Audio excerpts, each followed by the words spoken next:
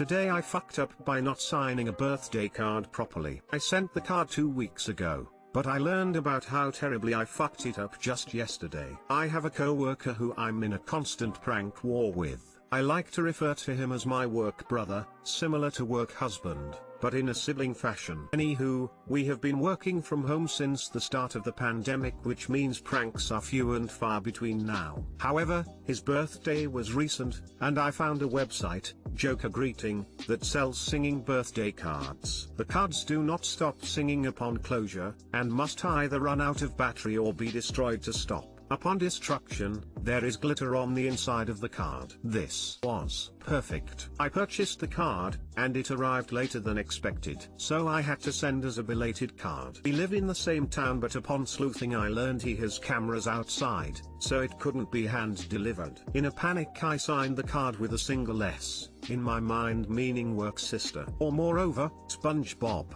since the SpongeBob mocking meme is the favorite to send. I also didn't include a return address, for fear he would know it was me. I wanted to be completely anonymous. After 2 painful weeks of waiting to hear his reaction, I caved and asked him yesterday if hypothetically someone had sent him a card, how would one know he received it? WB, did it sing endlessly and have glitter? Me, no. Smiles in prank.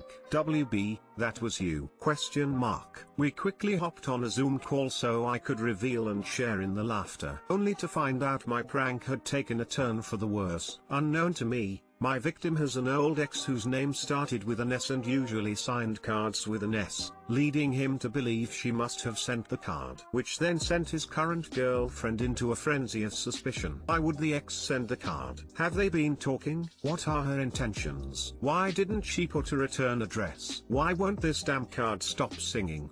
In a fit of anger she ripped the card in half and the glitter came out. Oops. I have since apologized and we are all laughing about it now. I am also kicking myself for picking apparently the worst of the 26 letters to pick for my anonymity. But wow, I could not have anticipated this mess. I think this was my most successful prank to date. Good luck topping this one. WB. Edit, their relationship is not ruined. They are still together and relieved to know it was one of my stupid shenanigans. Haha, all is well and the prank was, weirdly, more successful than I imagined. Edit 2, added link to website where I got the card. And also, thanks for the awards. I've never received awards before. Too long didn't read. I signed a birthday card to a friend with an initial other than my own as an anonymous prank, which ended up leading the receiver of the card to think it was from an ex, causing a stir with him and his current SO. Successful prank, no ruined relationships.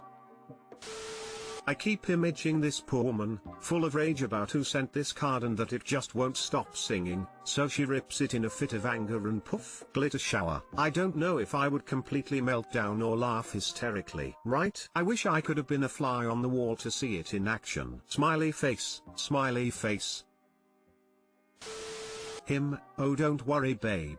That wasn't my ex, it's just my work sister with whom I have an ongoing prank war with unbeknownst to you! Exclamation mark. Haha, fortunately she knows about the prank war, and fully supports. They both made a comment that they should have known it was me lol.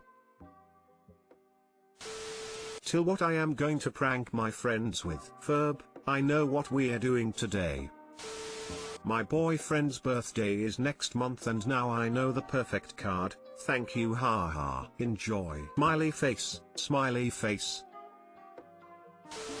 I once sent an anonymous, very passive-aggressive eggplant to my 2 best friends, who were at the time roommates, whilst I was drunk. I don't remember what I requested written on it, but it was along the lines of I know where you live and you will never escape me. I went to sleep on a hangover and promptly forgot about it. A month later I got a text from them in our trio group chat if I had sent an eggplant. I guess it caused some tension in their household. That is incredible. Lol, I will remember somewhere on the internet is a place I can randomly send eggplants. Smiley face. Today I fucked up by doing a Google search at work. This actually happened yesterday. Just for context, I work as a secretary at a local health center for COVID-19 with doctors and nurses where they test people and get them checked. So this TIFU starts about 3 days ago with me and my girlfriend laying on the couch and she jumping on top of me to give me a hug but ended up slamming me by accident in the nuts, giving me the strongest, most awful pain I have ever felt, to the point where I was on my knees on the floor. For the next day I felt weird and uncomfortable down there and got a bit stressed out thinking that something could be wrong with me. So yesterday I had nothing to do at work and I pulled out my phone and started googling about pain in the testicles. Worst fucking thing I could have done. I was reading all sorts of crap ranging from cancer to having to remove them and infertility and shit like that. I got really anxious and my heart was pounding as I thought I could have really be fucked. I got up and left to get some air outside, but as I walked through the halls I got dizzy and hearing muffled noises and seeing everything spinning. A full-blown fucking panic attack. Keep in mind this is a COVID-19 testing center. I finally got to the door that gives access to the parking lot and just blacked out. At this point some nurses had seen me stumbling through the halls and called the doctors. When they came up to me I was laying on my back on a puddle of rainwater, as it was raining, trying to get up, unsuccessfully, with a crowd of doctors and nurses and yelling some medical stuff at each other which I did not understand. A few minutes go by and I get my shit together, so I got up with my clothes soaking wet and went inside to grab my stuff and go home, but the doctors wouldn't let me. They put me in the doctor's office right next to the one I work in and started measuring all kinds of levels and asking questions. I asked one of the nurses to explain that it was a panic attack from googling about testicles, but she didn't let me speak. I kept insisting I was fine and finally explained what really happened, and she looked at me trying not to laugh but said that she was going to call the doctor again. Everyone had already left at this point except for this one nurse. The doctor walks in and asks me what's going on and I explained. Worth noting that these doctors and nurses are all co-workers of mine and I've only started working here about 3 weeks ago, so I was really embarrassed. He pulled out a pair of gloves and told me to take off my pants. I was mortified and didn't move, so she looked at me and said the following: "I've seen plenty of them. Pull your pants down and let me take a look." She started holding my balls and moving them around like they were joysticks on an Xbox controller, asking questions about them and if it hurts. In the end she laughed a bit and told me I was perfectly fine and I was just overthinking this whole situation of my GF slamming my nuts. As I got back in my office I was bombarded with questions: if I was okay, if I had COVID and needed to go to the hospital, all kinds of shit, offering to drive me home. I thanked and got in the car thinking, how the fuck am I gonna look these people in the face tomorrow? Too long didn't read. Girlfriend hit me in the nuts. I googled about the pain at work, had a panic attack, caused complete mayhem and got my balls checked by a co-worker. Edit: since a lot of you are asking, yes, I did tell my girlfriend that a co-worker held my balls and she was very cool about it given the situation. She also laughed quite a bit about this whole story.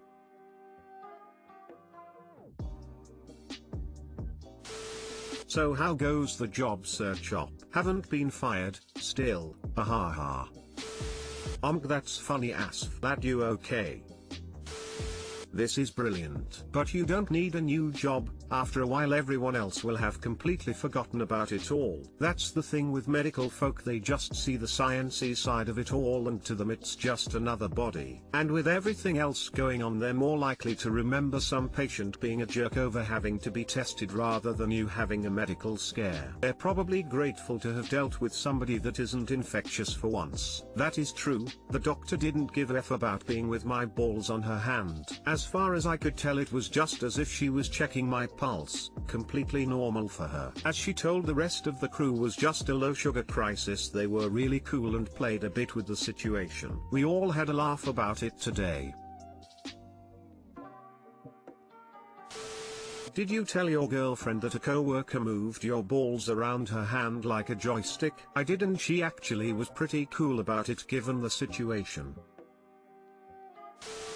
Yo, as embarrassing as it might be, at least you work in a place where they were able to figure out you were okay and you didn't have to stress about your nuts for who knows how long. Take that shit in stride, Lamau. I was actually thinking of going to my doctor about it just to be sure, but I didn't even need to pay for it. Smiley face.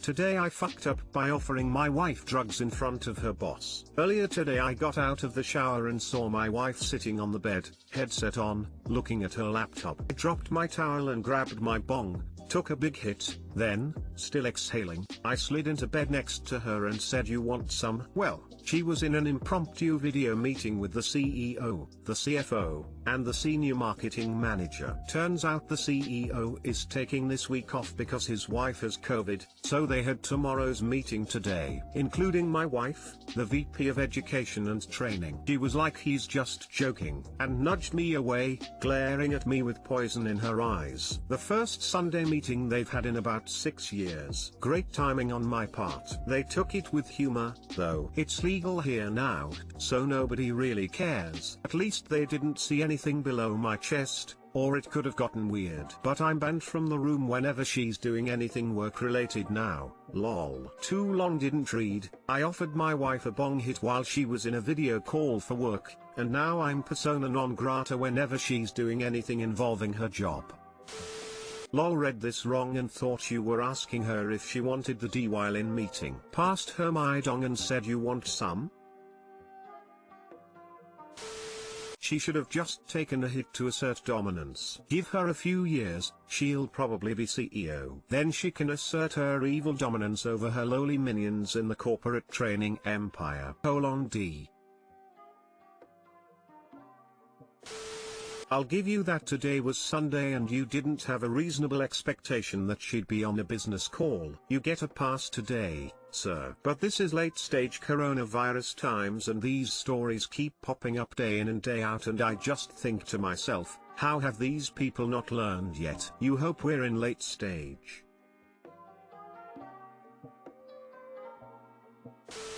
Well, due to an embarrassing situation I had, where I thought the person had already signed off, and I blurted out, "What did that dumb motherfucker want?" and he was still on the line. I now check if the connection is still live before I say anything at all about anything at all. And I don't make comments about people like that anymore. Maybe I just grew up. Easy solved to that one, though. No, sorry, not you. My friend called like 3 times during our meeting. But also, what did you want again?